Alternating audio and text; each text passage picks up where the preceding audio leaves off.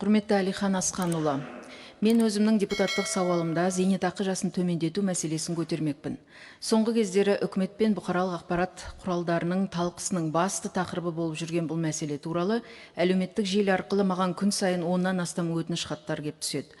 Депутаттық мандатты алған уақыттан бері, яғни 3 жыл бойы бұл өтініштер артпаса кеміген емес.